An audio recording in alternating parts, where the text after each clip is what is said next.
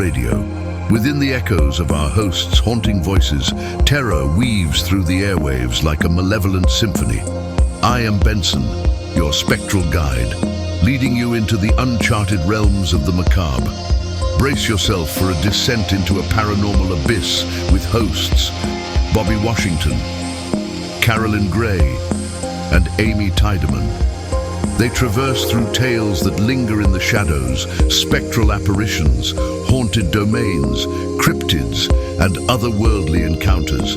Embrace the darkness, extinguish the lights, steel your nerves for a bone-chilling night into the heart of the unknown. It's time for Strange Darkness Radio. I can feel it coming in the air tonight. Oh, and I've been waiting for this moment for all my life. Oh, can you feel it coming in the air tonight? Oh,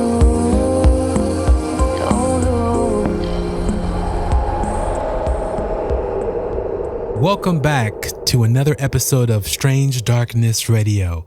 I'm your host, Bobby Washington, along with my co-hosts, which are... Carolyn Grey. Amy Tydeman. Hello, ladies. How's it going tonight? Fantastic. That's amazing. Can you guys hear the sirens in the background? No, I cannot Okay, hear good. what medical emergency you have going on at that location. But, Yeah, there's something going on right outside my window, apparently. oh, wow. No, we can't hear As it. long as you can't hear it. No, that's Okay. a good thing. Well, there's some good microphones or whatever, or Yes. headphones. Yes. So, how are you guys doing tonight? We've had a crazy, I'm sorry, I know I just asked a question and decided to keep going, but we had a crazy last episode. But before we get into that, I want to know how you ladies are doing tonight. Okay, Bobby, how are you doing?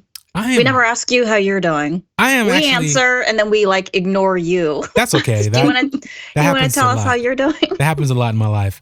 I am actually doing great. I had a lot of angst for this particular episode. We have a lot we want to get into, but we had an amazing last episode, and I hope you guys enjoyed it. And we'll get into that, but I'm doing great. You know, pulling a lot of cables and wires and everything, you know, to get the show going. But yeah, how about you, Carolyn? Anything new? No, not really. Everything's been good over here. But I would like to know, and I think our listeners would like to know Amy's tea. Amy's what now? My tea? What's tea? She going- has tea? Why'd you say you were having a bad week earlier? Ooh, she called her out Putting you on live on the pod. We're pod now, ladies and gentlemen. We're podding. Oh. This may be a paranormal podcast, but we got some juicy. I just think the listeners juicy, would like juicy. to know. Dang. Wow. Jesus. Strike. It's just one of those weeks where you hate everybody and you hate everything about them, and that's pretty much how it is. Like, no one Dang. can do anything right, and yeah, it's just like that. What did I do you to had those, piss right? Amy off this week? You guys have to find out later. We want the No, I didn't do names, anything. Amy. I did not do anything. I swear. Well, nobody that any of the listeners would know or care about. So Yes. just put Okay. it that way. You guys leave kidding. Amy alone out there. Let her live her life. But feel free to share your own stories. We love all of you, Yes. obviously. Of your own skeletons in the closet. Still let me Yeah, hear. tell us. Nice. I love Please it. write in and tell us who's pissing you off this week. We want to hear it. Oh, that's a good one. Yeah. Let's have a contest of who has had the worst week, and then maybe I'll think about sharing Yeah, my it does story. not have to be from the paranormal side. It can be from the human living side. It can be human. Yeah. Yeah, but no, I am I'm A-okay though. So Since Carolyn is throwing landmines out, we might as well throw some out towards her. So Carolyn, how is the living arrangements at the new pad you told us about that could possibly be haunted, and you were doing tours with children? Let us know how that's going. Yeah, let's talk about that. You Well- know, graveyard visits with the children. Oh my God, you guys. I don't live there anymore. What? So So you invited spirits over and then you abandoned and then I just ship. left them with the kids. Yeah, exactly. Dang, you talk about a time warp. Like, how is time moving in your state? What the But heck? you guys, Yes. I actually do think there might be something weird going on in my new place Oh. because Kaya, Really? she keeps barking at nothing. Like she'll just start freaking out for no reason. She'll bark at the wall. She'll bark, like she'll leave my room and then bark at my room. It really freaks me out. Oh, yeah, wow. that's kind of a sign. She's like Yeah. seeing weird things. It's Okay. either that or you have like mice or rodents or Oh something. my God, that's even worse. So, Yeah. but Really. have you Yeah. ever thought about this as a Yeah. possibility, Carolyn, that, since your Ouija board experiments, from, I don't know, long time back, not even now, that things could be following you or something, or you could have an attachments? It could be. I don't know. I mean, I've never really noticed it before Yeah. or still. So if they are following me, they're not really making it known to me. But yeah, that could definitely be. Although I've never taken it very seriously when I've done Ouija board. I know everyone's going to think this is bad and crazy, but I want to really sit down and do an actual real Ouija board sesh and take Stay it tuned. seriously. Yeah, no, for Will sure. your new roommate sit down and maybe do a live Ouija board session? She Oh. probably would. She's down. Dang. You know She's what? down to clown. Here's the thing. The funny thing about this situation when it comes to you and Ouija boards, to me, you pull people in who's never even use Ouija boards into your fantasies. And so that's a very interesting thing because Maybe so the ghosts are following them. or and you're not me. working for them. Like they have you working for them to bring more people into the world More of Ouija. victims. Yeah, that's interesting. More victims their way. You're right. More I had souls.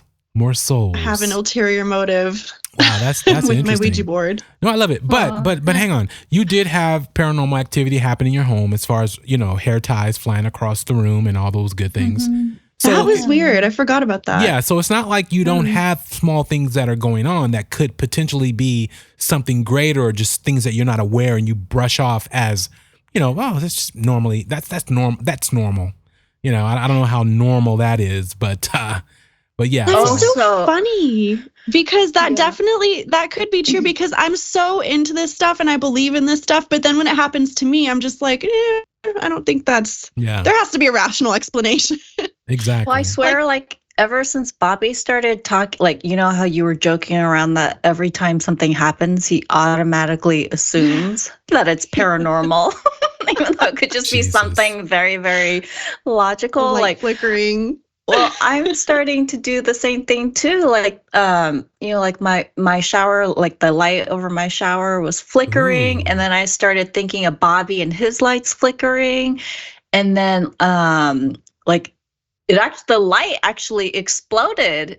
Or no, it didn't What? explode. It fell out and shattered everywhere. Yeah. And so I'm like, oh, it's That's like weird. I know, I'm like, oh, that's like paranormal. And I'm like, oh, see, Bobby's got me doing the same thing now. Somebody obviously, it was like user error and they just didn't screw the light bulb in the right way. Always But yeah, now I'm excuses. like thinking of all these things that could be paranormal too. Here's the thing.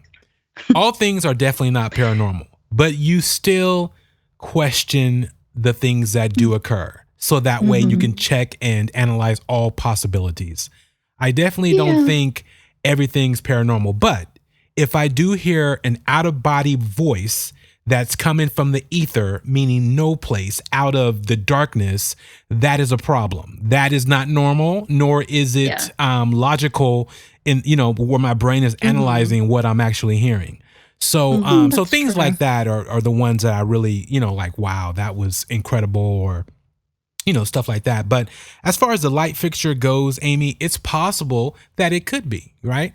If you talk to anyone in the home and say, hey, does anyone mess around with this? And, obviously kids are gonna be like, no, mom, it wasn't me, because they don't want to get in trouble. But all things are possible and probable because we are asking at times for things to reach out and let us know.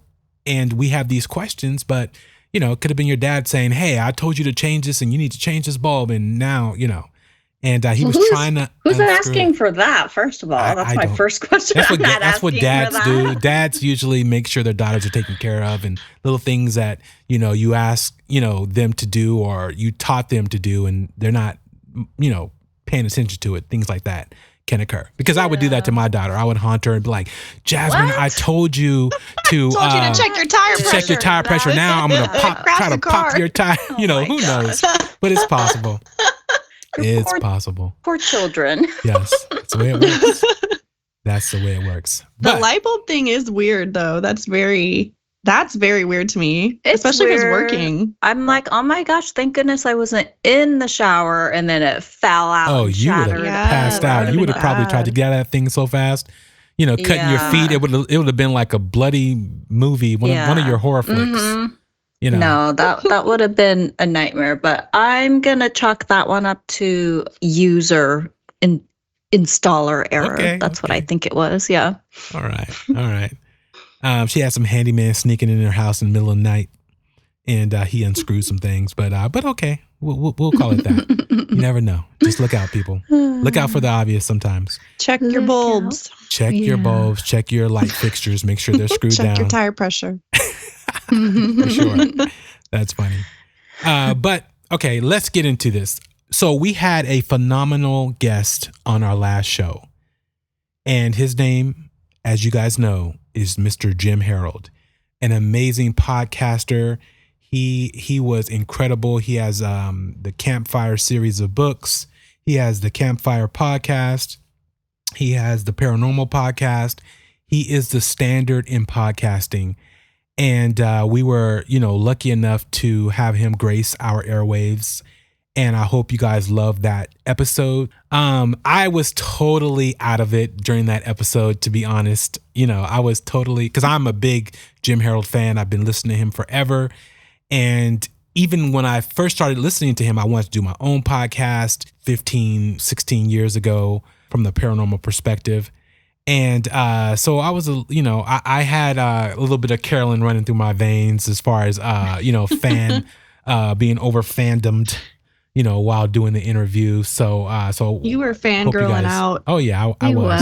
My skirt was up. My skirt was up. I was damn near bent over, but it was wild. It was wild for the night.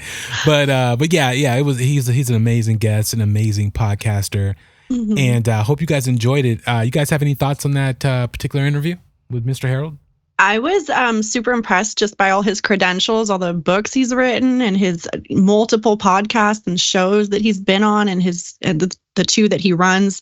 And I can't believe how long he's been doing it. You said 16 years ago that you listened? Mm-hmm. Yeah, that's crazy. He was awesome. Yeah. Yeah. No, he was good. I'm just amazed that he came onto our show and did an interview with us. Like, who are we to be interviewing the master of horror podcasting? Like, I think that's amazing, and I'm pretty proud of us that we did it, and he was actually really nice. And I really liked the stories that he shared. My favorite part was when he shared the story about the couple that went into the diner. Oh yeah.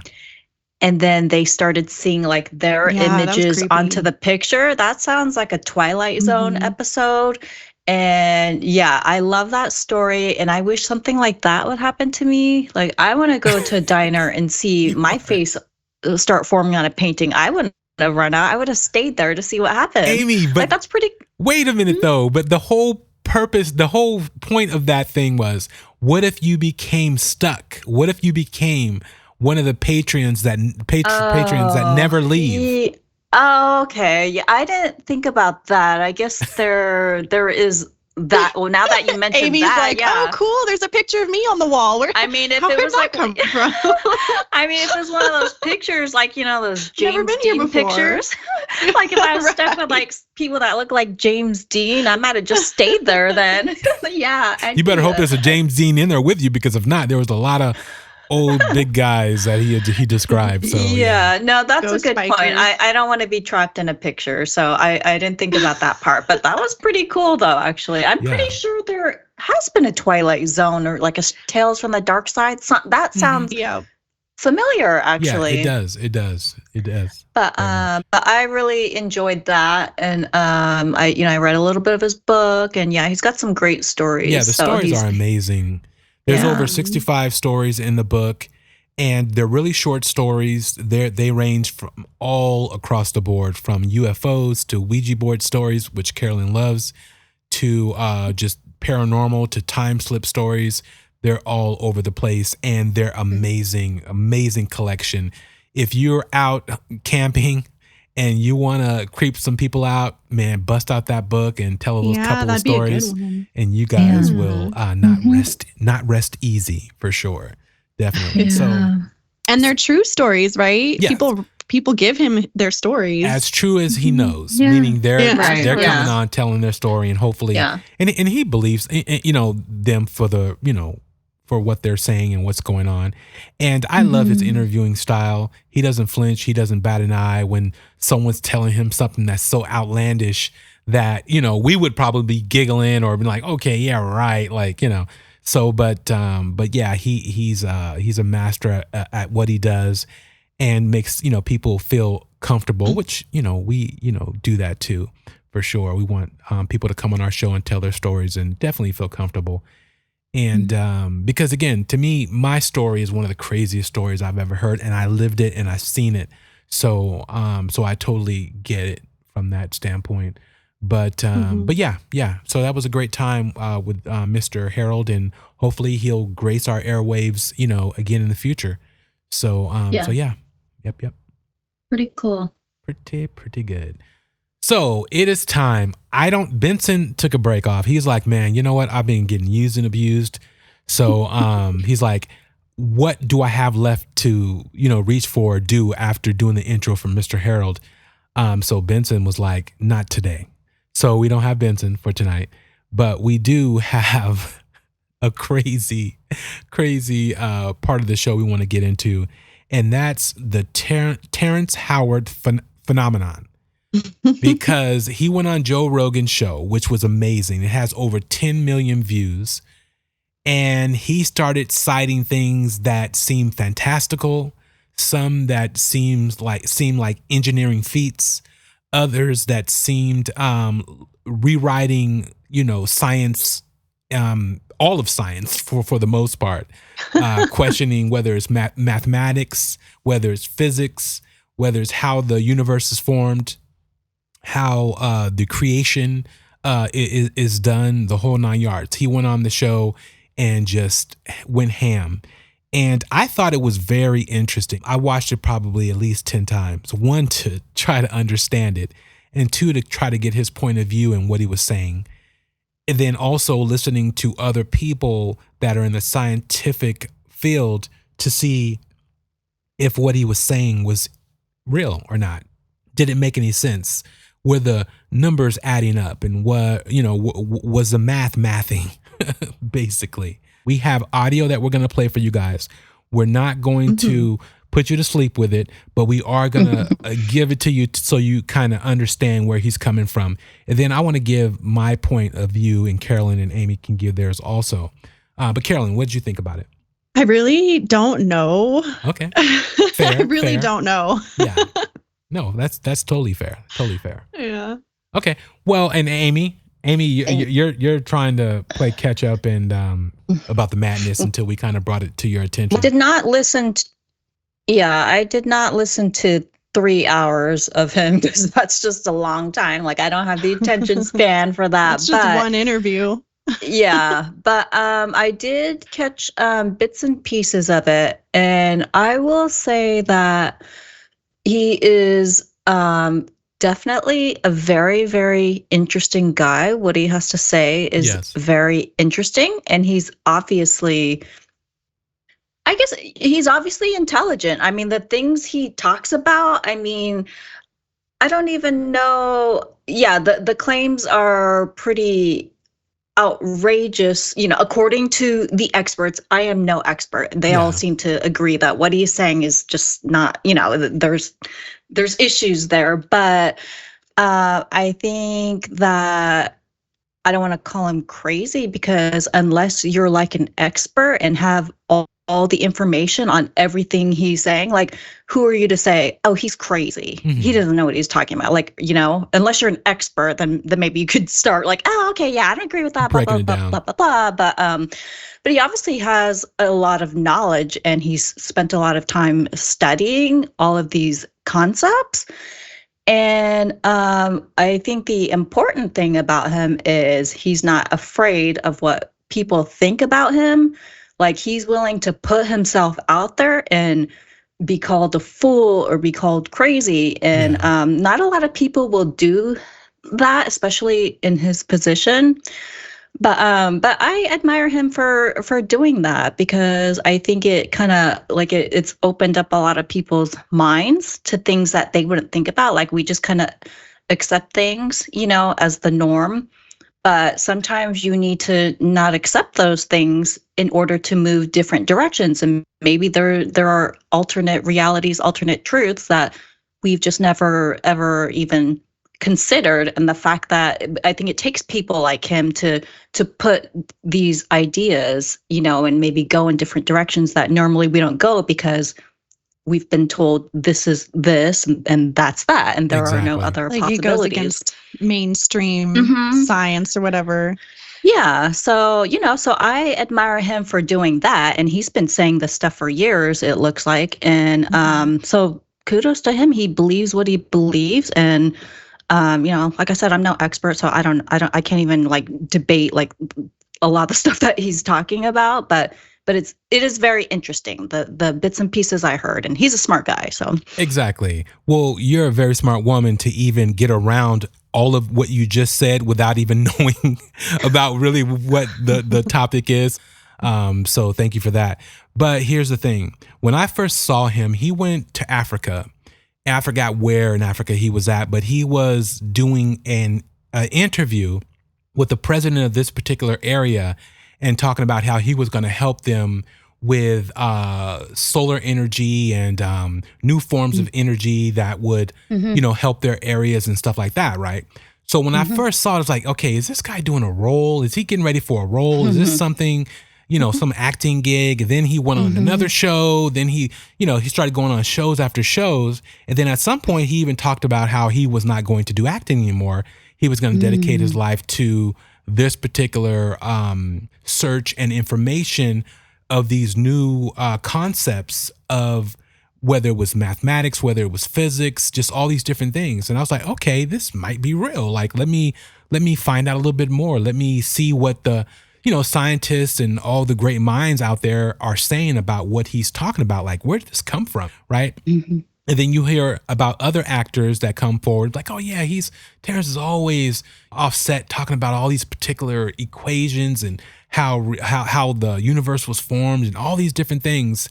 And so this has been going on for a while. Like, he's, like you said, Amy, he's been studying this, at his leisure, and he has no formal education on these concepts. So let's go ahead and listen to Terrence. I didn't come into this world the way everybody else does, I don't think.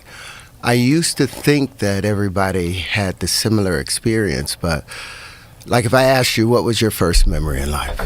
What would it be? I don't think I know. My first memory was almost like when you're dreaming and you're falling and you hit the bottom and you wake up. That was my first memory, but I didn't wake up here. I was inside my mother's womb. And I was about maybe 6 months inside the womb. And I'm like, okay, don't forget I'm here. Okay. Don't forget. You go to sleep. You wake up again. Now something's moving in front of you. And you're like, oh, that's my friend. But I had a different name for it. I didn't know it was my hand. But I knew I had a title for it. Go back to sleep, all of those things. Then ultimately you get ready to come out. I remember all of that. Do you remember coming out? Remember being compressed, and you want to panic, but you're flooded with like some serotonin and dopamine to where you feel relaxed. You go right back to sleep. You remember being born. I remember being circumcised. So let's. Ouchie. Oh yeah, I wouldn't want to remember that. But yeah. So let's just take that first part real quick. So let me ask you, ladies, do you guys have a first memory? Do you guys remember that far back? I not that far back. Maybe possibly a memory of when I was like 1 or something wow. like that. That's pretty cool. But as far as being in the womb, no, Okay. I do not. What about you, Carolyn? Yeah, I can't remember. I can't remember.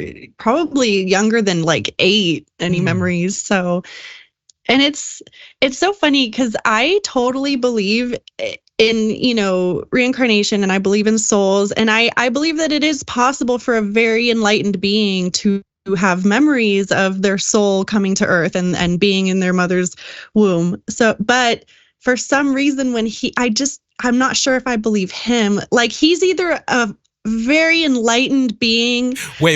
You believe it can crap. happen, but you just don't believe him. You believe it's possible, but you don't believe him. Yeah, exactly. And I don't know why. I mean, is it possible that he's just a very vivid dreamer? Because there are some people that have dreams and they are so realistic that they actually believe that happened. And maybe it's just something that he dreamed at a very, very young age. And that's kind of like stuck with him as that's his reality. I'm not discounting. I mean, anything in this world is possible. I think we've seen. So I think scientifically, as they say, it's not possible because your brain is not even developed. You're still in the womb, and like you don't remember these things. So I mean, but it's possible. I just don't.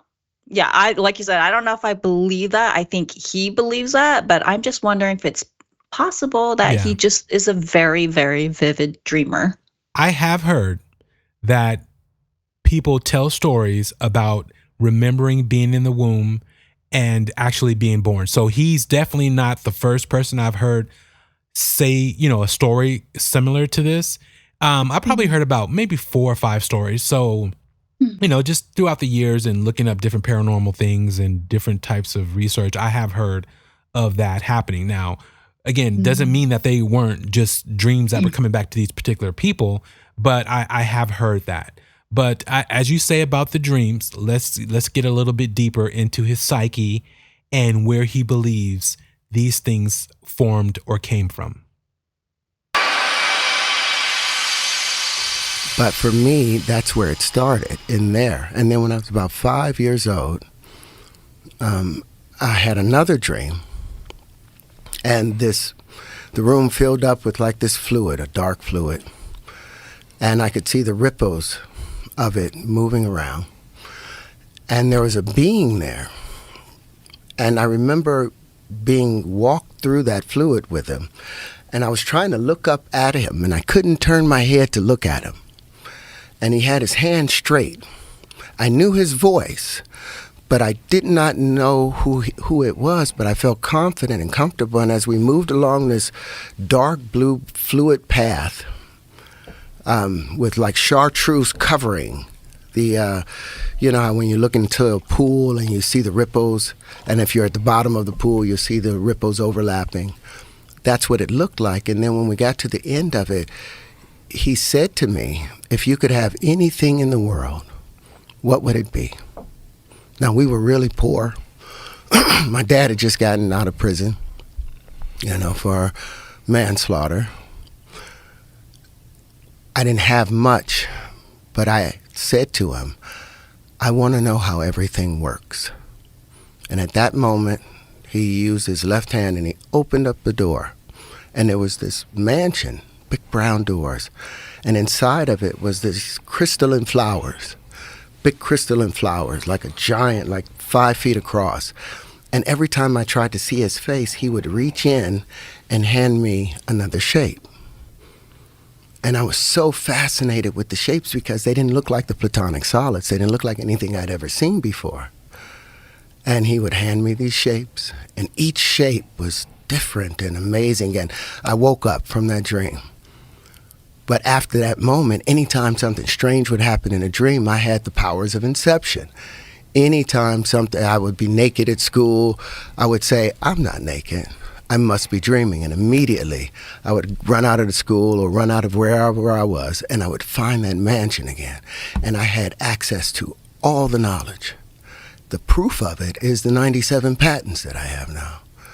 The proof of it is the industries that I've innovated.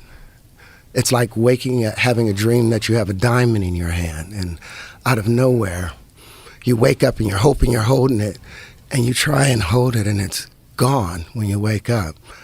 But the proof is all the stuff that I've been able to do now. So all these thoughts are from the time you were a baby. These are not things that you've learned.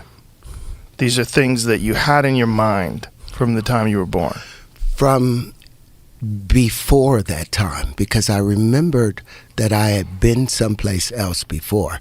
Now what's interesting, that voice that I heard, that's my voice now.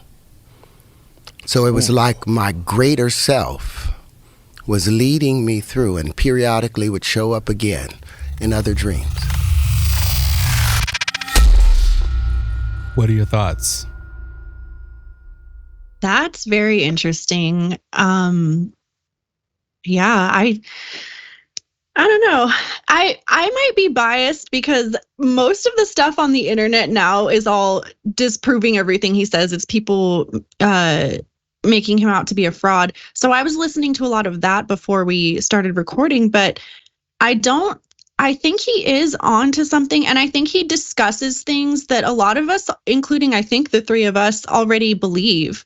And so, the people who don't get it or who are trying to disprove what he's saying are the people who already think the way they think, so it's tough. I don't know. Okay. This is what's interesting to me is out of everything I've heard, whether it be it scientific, from the science community, from the professors, from the people at Harvard, from all these different communities of higher education, no one ever wants to discuss his dream. No one ever wants to discuss the fact that an entity or a being from some other ethereal space and time, whether it alien, whether it's your future self coming to you in a dream, however that is, they want to discount the information that he was given. But he is on the mark with a lot of what he says, but he just doesn't use scientific terms in the way that's educated, or the way that we know it to be, the way he says certain phrases and different things that he's talking about. But his science on certain things that he's created and has made, like the Linchpin, is actually working, and actually objects that are able to be utilized. So he's either came to these conclusions himself from whatever, or how you have a dream, right? And then you think like, man, if I can pull that thought out of the dream or what I saw or make whatever, a lot of books, a lot of stories, a lot of devices, a lot of things come from dreams. They come from information that's been put into that person to, make that stuff happen, make it come to reality. And people discount that. It's like, there's a lot of things that we have now. I've always said this, that people will never try to make better. I mean, just the sink. I mean, the most simplest things that you say, wait a minute, we should be able to have a better X, Y, and Z, right? Because it's just basic and simple, but we have the tools and technology to make a lot of things better.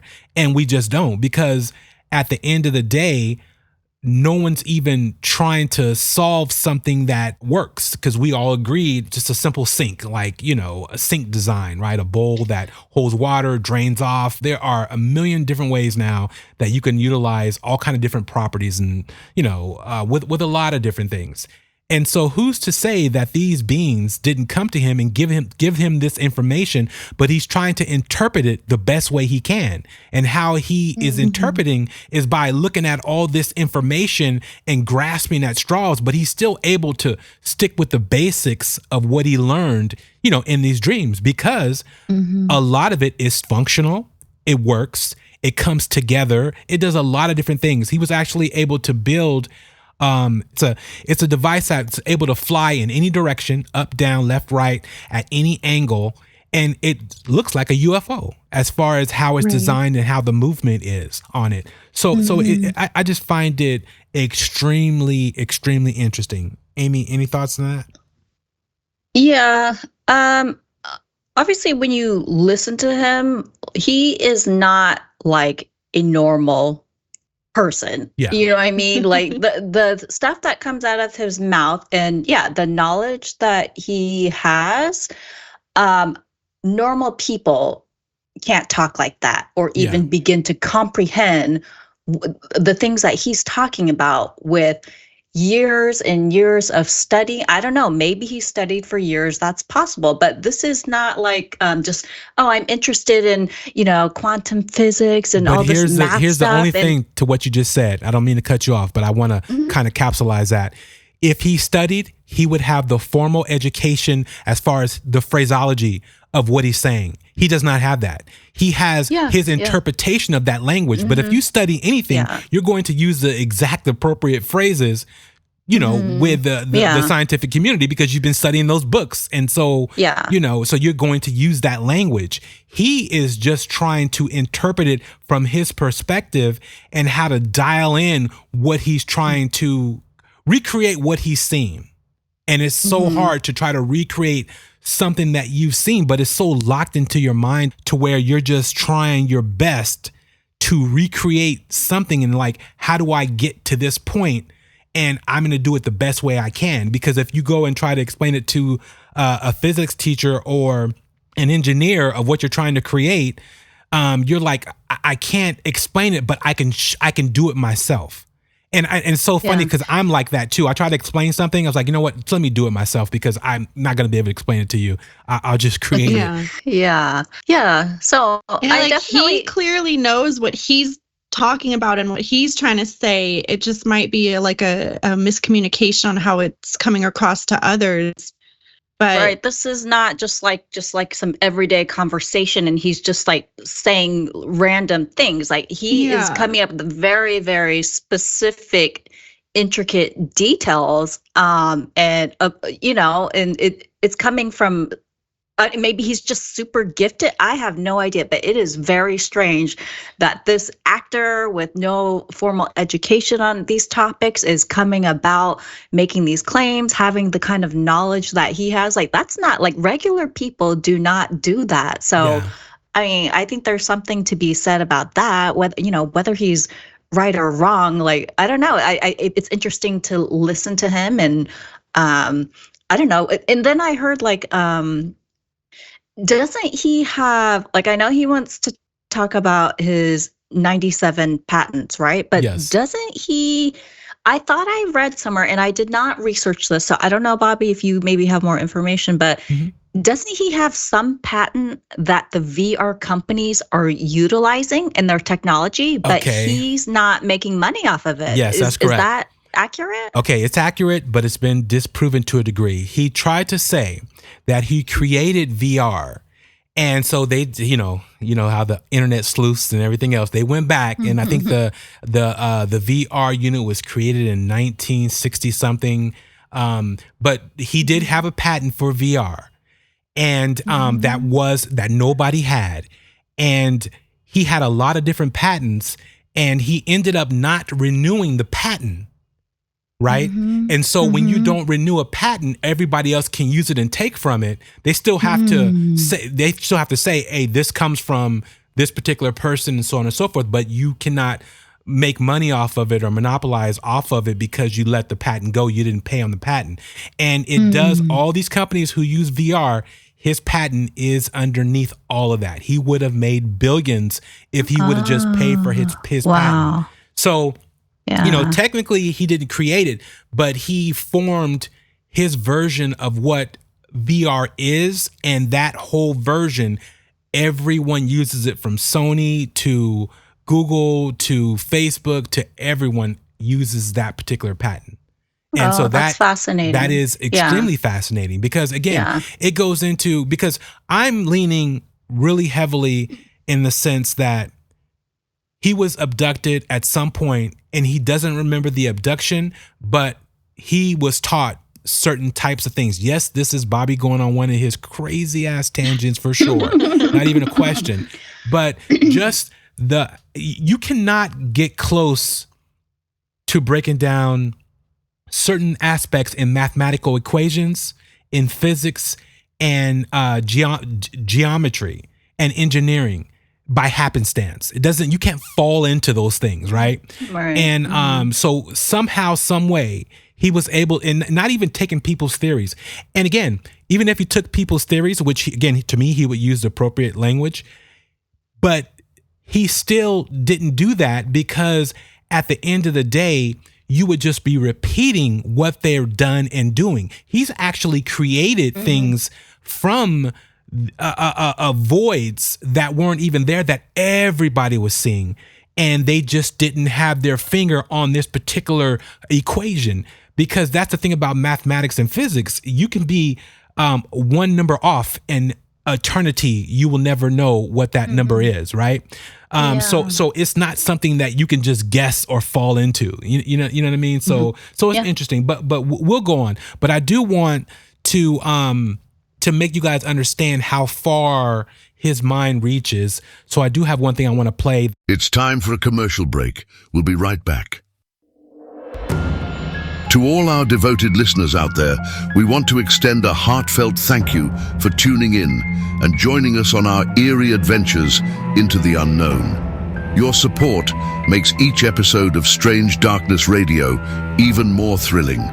Do you have a spooky encounter or bone-chilling tale to share? Don't keep it to yourself. Call our Strange Darkness Radio hotline at 916-741-3032 or drop us an email at strangedarknessradio@gmail.com to be featured on the show. Your story could send shivers down our listeners' spines. Stay connected with us on social media for exclusive updates and behind-the-scenes content. Follow us on Instagram at Strange Darkness Radio, X at SD Radio. And remember, whether you're commuting, unwinding at home, or braving the darkness of the night, you can listen to Strange Darkness Radio on Apple Podcasts, Spotify, YouTube, or wherever you get your podcasts. Let's journey into the unknown together, if you dare.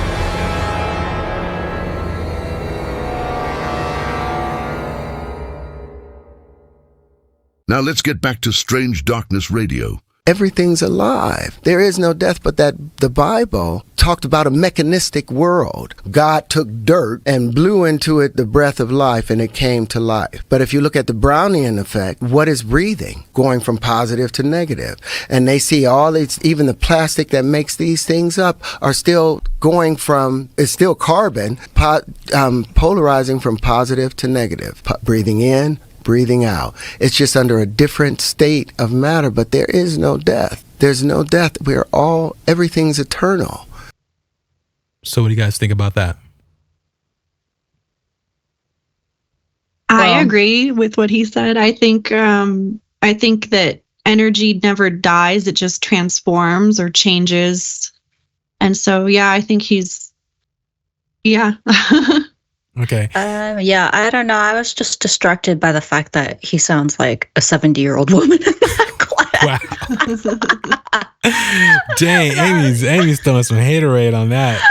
Dang. I'm like, Wait, was that him? His voice is like well known, Amy. He's a great actor. He sounded like a old woman. That's stupid. Sorry, Terrence. A wise old woman. Very wise old woman. So here's the thing. He created all of this, right? He created a treatment. And he sent it. He ended up bumping into Neil deGrasse, or he wanted to basically have him. Wait. Mm-hmm. Treatment. Yes. Did you say treatment? Yes. He his works. He did a write-up, a treatment, and not a physical treatment, but a book. Like doesn't he call it something else, like a treatise or something? Treatise? I'll go. Oh, okay. That. I'm sorry. Yeah, no, you're fine. Go ahead. You threw me off when you said treatment. Sorry. I believe it's called a treatment. I get what you're saying. But yeah. I don't know. Mm-hmm. We don't need to look it up. He created. He wrote it's not a thesis, but he created some works. Basically, he wanted Neil deGrasse Tyson to check them out. So Neil did, and it did not go well at all, because he basically just shied on everything that Terrence was doing, and he did not understand it whatsoever, as far as what it seemed like, anyways. Because again, he did have a lot of things that really did make sense, and so there was a little mini war. Neil was pissed on the way Terrence said it on Joe's show. So let us play just a little bit of that. I recently learned I got name checked by Terrence Howard on his recent appearance on Joe Rogan. I reached out to Neil deGrasse Tyson. He was like, hey, man, yeah, I'd love for you to come on my show, do my radio, do my TV thing. Would love that. I was like, yeah, but I've got something I want to introduce to you. I got name checked because 8 years ago, he sent me a 36-page treatise. And it was only 36 pages. So this is Terrence Howard attempting to reinvent mathematics and physics. A little backstory there. I took initial interest in Terrence because my mother said to me, do you know Terrence Howard? I said, yeah, I know. You mean the actor? She said, yeah. Well, I heard him interviewed on NPR. On there, he said that like when he was a kid, he wanted to be like a scientist and study the universe. I said, well, that's cool. Okay, maybe we'll get him on Star Talk. We love talking to celebrities who have a sort of soft geek underbelly. At the time, I didn't quite know how to get in touch with him, but we met at something called the Upfronts, which is where networks present their next season's TV shows. I saw him at an event Upfront. And then this came in my inbox. In this particular case, since I basically solicited it from him, I actually spent time reading every line of all 36 pages. And I commented. My comments are in red here.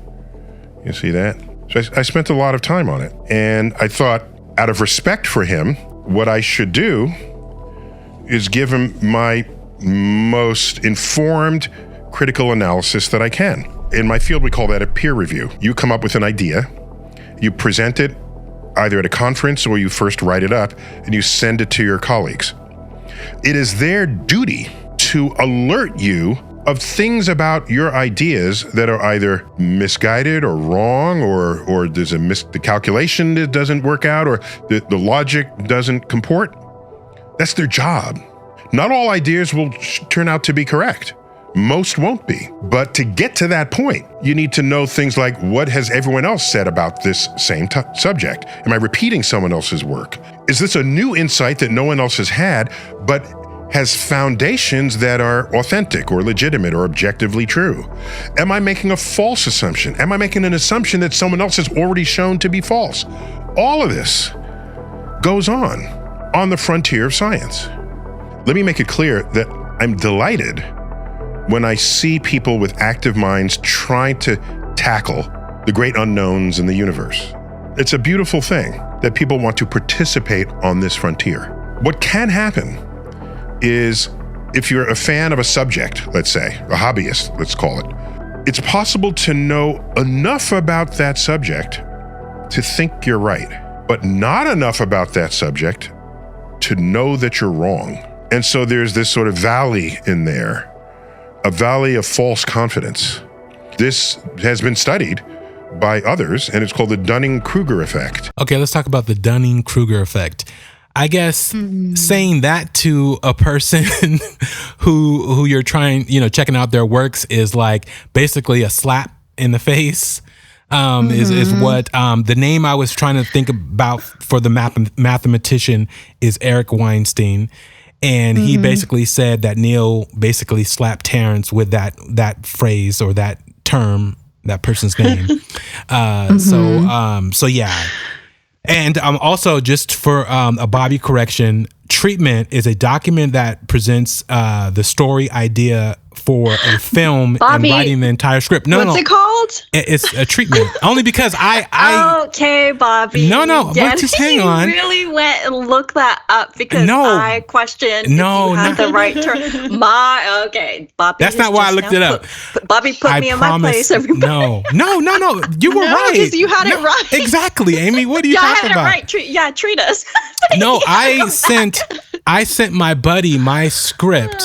And so the dialogue that we were using was the treatment to finish it, so I can finish do the whole script for that the thing that I'm doing. So you showed me, Bobby.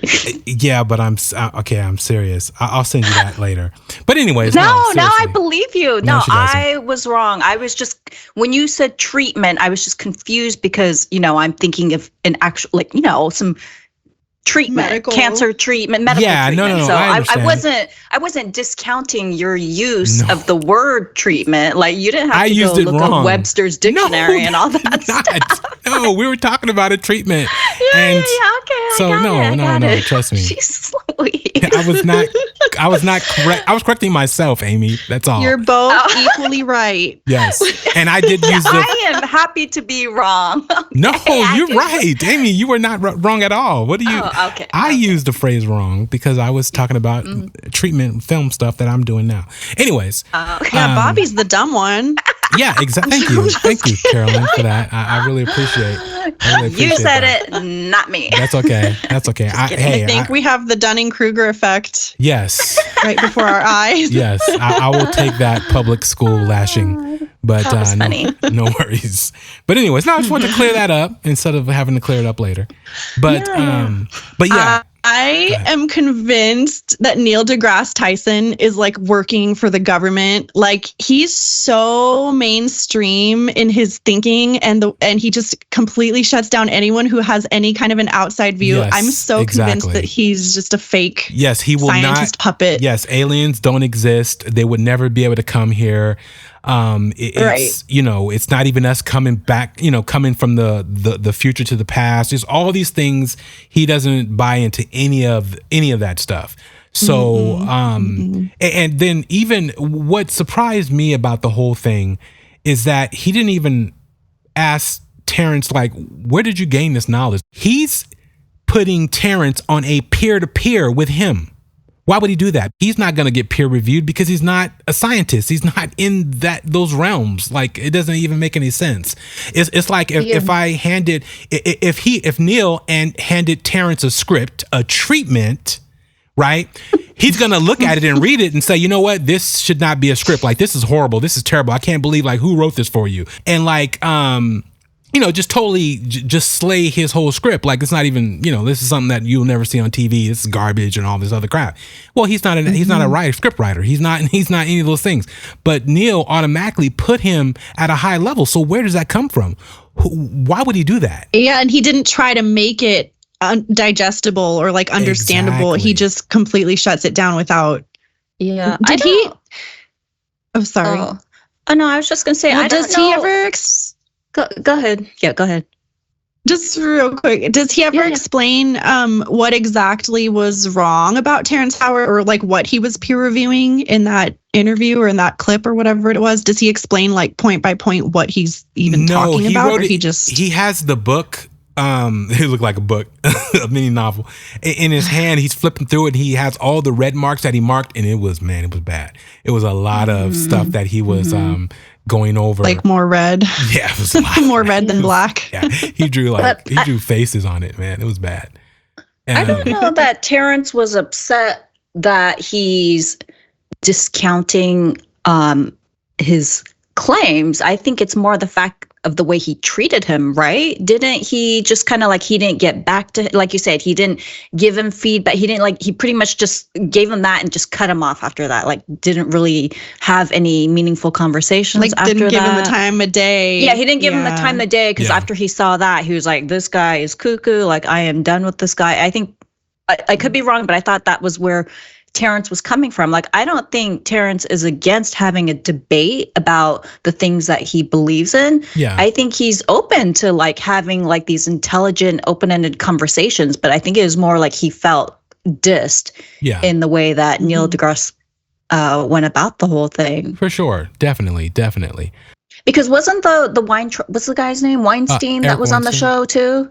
Yeah, on the second Right? episode. Weinstein? Yeah, they brought Yeah. him back. Yeah. Because I think he went on there and, you know, disputed like a lot of what Terrence was saying too. But I don't think Terrence was insulted, right? Didn't he say like, I'm going to play some of that. Come back here, Terrence. The best thing that I've seen out of Terrence Howard, that I will tell people, this is why you never throw the baby out with the bathwater. This thing that you created is based on an error. And it's a beautiful error. And I think people are just not going to grasp it. What's the error? The error is that the arc cosine of minus 1/3 is not equal to 3/5 pi. What's going on is that inside of a tetrahedron, if I understand you correctly, I've got these vectors that point out towards the vertices. And between any two vertices, any of the four vertices, there's one of the 6 edges. Right. What's the angle between those two vertices as measured from the center of mass inside of a tetrahedron? Still be at 120 degrees. No, it's the arc cosine of minus 1/3. That's what you're talking about. That's what I'm talking about. Okay. Now, you say this is an undiscovered geometry. Now, why is that an undiscovered geometry? Well, because they gave me the patents. No. You got to stop that with the patents. I don't get- So in case you didn't get that like me the first time I heard it, it simply means the angles to make the linchpin shape don't add up. So the shape isn't 100% perfect. That's why probably Terrence was the first to make it. Next, Eric explains why he finds it brilliant. What you discovered is a little bit like even temperament. Now, even temperament is a lie. Do Right. you know about even temperament? Yes. Okay. An attempt to modulate or keep everything, start right back at the beginning and avoid the Pythagorean comma, avoid the necessary Okay. expansion. Now we're talking the Pythagorean comma. You've got a Pythagorean comma in the middle of your linchpin. Yes, I do. Yeah, you with 109.109. 47 yes. rather than 108. Yes. You bastard. Yes. Yeah, so I caught you. Okay, well, you didn't catch me. I just used a little thing that they don't know about. No, I know about and the reason. But wait. I ain't going. Keep Terrence, talking. come back here, I'm Terrence. back. I'm about to bring you something. My claim is that you pulled off the same thing by finding a cheat inside of the linchpin, which is why it's genius. And I don't even think you know how genius this thing is my guess. I'm about to show you noble gas, Oh, and stop I'm it. going to show You're you gonna matter. fuck the whole thing up. So, Listen to me. The number of edges in a tetrahedron is what? and the tetrahedron is 6. 6. And that's why you have 6 pentagons. But these 6 pentagons are not, either they're not perfect or they're not joined perfectly. You put 6 motors in these things with propellers, and you have 6 degrees of freedom. There you go. You have an object. Well, so we talk about pitch, roll, and yaw. But those are basically, if I understand correctly, the basis vectors for the Lie algebra of SO3 or spin 3 or SU2. What's Lie algebra? Well, so the idea is I have a rotation group of symmetries of this object about its central vertex. Okay? Right. And that's one of the things. You can put one of these things up, and with 3 degrees of freedom, I can spin it, right, like a full-on UFO, and just have it moving in crazy ways that nothing else can move. Because a quadcopter has only 4 degrees of freedom because it's got the 4 motors. This is unlimited. Okay. Well, but it's going to distract us. Let's Why, get to that's that in 1 second because Okay. that's super cool.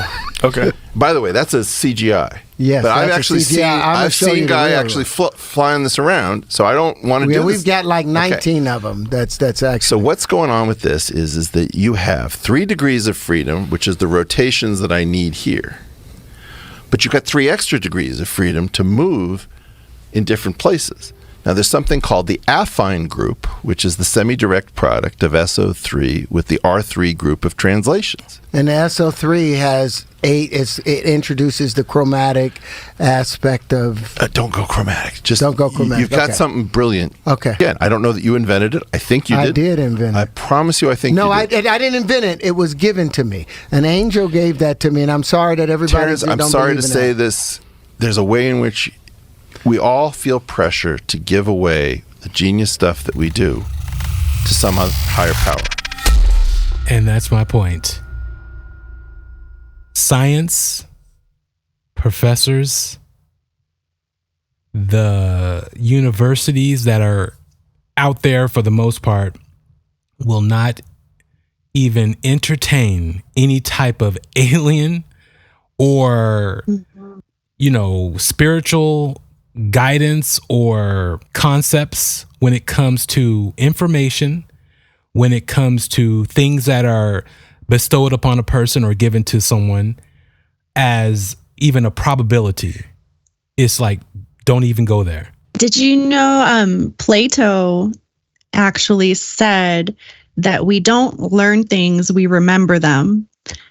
And I think that this is exactly what's happening here. I think that Terrence Howard is receiving this information from who knows where from the universe, and either he doesn't fully understand it or the way he's communicating we just can't fully understand it. But I do think that, like I said before, I think he's presenting a lot of ideas that people are becoming more open and receptive of. And he's saying things that I believe. He's just saying it in his own way, I guess. Exactly. That's what I believe also. I always talk about the man on the street theory as far as whether it's a homeless person, whether it's a person with a sign, a person with scriptures, John 3:16, that are standing there asking, for money and needing help, to where if you believe in the Bible and you go to God is sending his apostles information, right? What apostles would walk the earth today? Nobody would believe them. Nobody would believe anything they're saying, and let alone trying to prove it to be real, other than you having God himself out doing miracles, right? But then you can't have that because then that doesn't go off of faith because you can see it being done. And so obviously you're going to be like, oh my God, I'm going to heaven. This man, is bringing people back from the dead. So, faith is wiped out there. So you're dealing with that factor. So that goes into the whole thing. It's like what I always believe in, that whole thing about just because you can't see it doesn't mean it's not real. I don't understand how you can take a person who is even a child and the child can remember a past life, right? And then tell you about the people who he met in that past life and have names and track them down that are in their 90s and 80s, right? And this kid is like 4 or 5 years old. And they're like, no, it's not possible. It's not scientific. We can't recreate this in a lab. We can't reprove it, this, that, and the third, right? I just don't get it because a lot of the things that we believe and now that are scientific, our ancestors had faith in, they had belief in, right? It's only that we had instruments now to prove those theories to be true, right? But where did they get those ideas and concepts from? So that's my It's thing. like a spectrum. I think everything in life is a spectrum. And it's like on one side, you have the super hyper religious, faith-based, flat earthers, people who really follow the Bible to literally its exact word. And then on the other side of the spectrum, you have like the atheist scientific community. And it's like, if you want to see the full picture, you kind of have to be in the middle. You have to appreciate both sides of it. And I think that is a big problem with our scientific mainstream is that they don't acknowledge anything that you were just saying, Bobby. They don't acknowledge the spiritual. They don't acknowledge things that we can't perceive, even though they know. I mean, it's been proven that there are other dimensions, right? That's like the scientific term for it. Yep.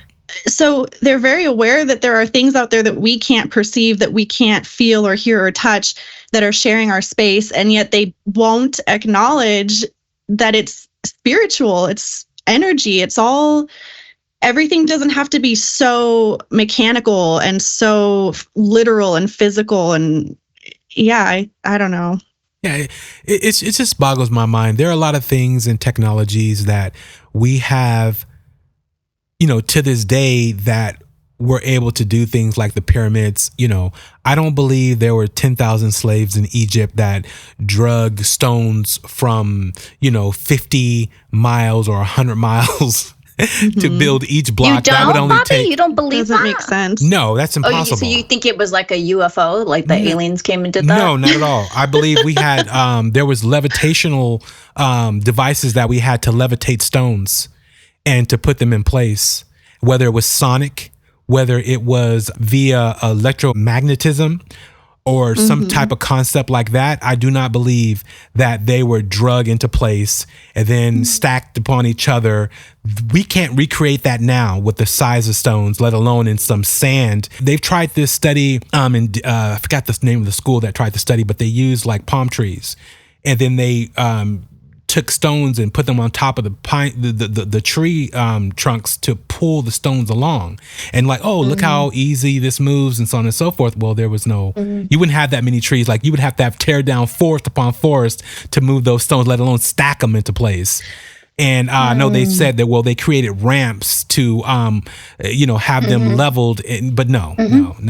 All those things have been disproven, and we have not been able to recreate that whatsoever with the technology that we have. Bobby, have you? Oh, go ahead. Oh, sorry. Oh, no. Have either of you heard of, there's this guy in Florida in like the 60s or 70s or something, and he built these giant rock structures by himself, and it was a secret. Like, he would never tell anyone how he did it. He worked at night. Yeah. He worked at night, even and he when had walls up so you couldn't see in where he was. But there's like a giant, huge heavy rock balancing on this tiny rock. You can like, push he it did with your incredible. finger. Yeah, you can push it with your finger. Yeah, that you can move with your finger, and there's no metal involved. Like, it's literally just a rock balancing on another rock. And some people think that he was using exactly what you said, Bobby, that he was somehow using sound waves or something to move these stones.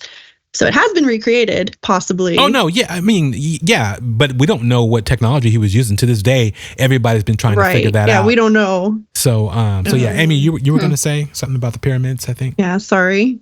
Oh, yeah, no, I was going to ask, like you said, it hasn't been recreated, but I was just wondering, have we tried to recreate? See, that I don't know, but yes, we've just definitely said yes, we have. Yeah, we've tried to recreate the stones. And again, we're talking about the amount of people, the amount of decades, and some believe that the Egyptians didn't even create pyramids, even the ones in... Yeah, that they were older than... Yeah, they were older. What we think. Were utilizing them, as structures, and then they, made them their own, and... they just were able to last the test of time. But I just find in like the Baghdad battery, you guys know about that? Yeah, it's a device that was in a ceramic cylinder, and it had like with vinegar. Well, I'm not sure if it was dried up at the time, but it was just set up to where it actually was able to create electricity. It was you guys just look it up and check it out. It's called the Baghdad battery, and it's an incredible device that was used back in the day that created electricity. So it's just over time, I just think that I really think our civilizations have been redone multiple times.